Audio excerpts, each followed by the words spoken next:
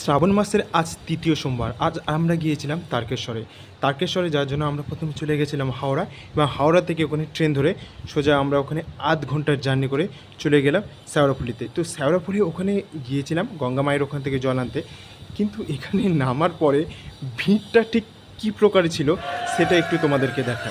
এই সাইডগুলো দেখো কী পরিমাণে ভিড়, মানে অসম্ভব ভিড় হয়েছে। মানে যতটা মানে বেলা বাড়তে থেকে গেছে তত আরও ভিড় বাড়তে থেকেছে, ভয়ঙ্কর আকারে ভিড় ছিল এই স্টেশনের এখান থেকে আর ওই শেষ পর্যন্ত। যদি লক্ষ্য করলে দেখতে পাবে মানে অগুন্তি মাথা আর অগুন্তি ভিড়।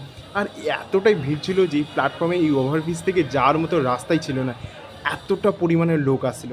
তো যাই হোক, আমরা কোনো ক্রমে অলিগলি পাশ কাটিয়ে চলে এসেছিলাম এখানে নিমাই ঘাটে। এখান থেকে জল নিয়ে মেনলি অনেকে যায়, তাছাড়াও সাইড থেকে অনেকে জল নেয়। তো এখান থেকে আমরা এখানে জল নিতে এসেছিলাম। আমি নিমাই ঘাটে এসেছিলাম, অনেক অলিগলি পাশ দিয়ে এসেছিলাম। তো যখন আসি তখন এখানে দেখলাম ভিড়টা খুবই কম ছিল, কিন্তু যত সময় বাড়ছিল তত আরও ভিড়ের পরিমাণটা খুবই বেড়ে যাচ্ছিলো। তো আমি একটু ভিড় কম যাতে হয় সেই জন্য গলি দিয়ে চলে এসেছিলাম।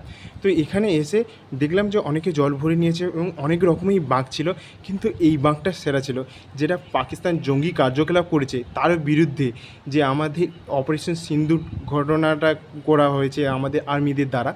তো এখানে যে সোফিয়া কুরেশি এবং ভৌমিকা সেন নামে যে দুজন মহিলা ছিল, যে এই প্রধান নেত্রী ছিল এই অপারেশন সিন্দুরটা আমাদের সাকসেসফুল করার জন্য, তো তাদের ছবি নিয়ে মানে এই বাঁকি নিয়ে এই জল নিয়ে তারকেশ্বরের উদ্দেশ্যে যাচ্ছে। এর আগে আমি দেখেছি যে উত্তরপ্রদেশের ওই দিকে এমন করতে, তো আমাদের তারকেশ্বরে এমন ঘটনা সত্যি বিরল।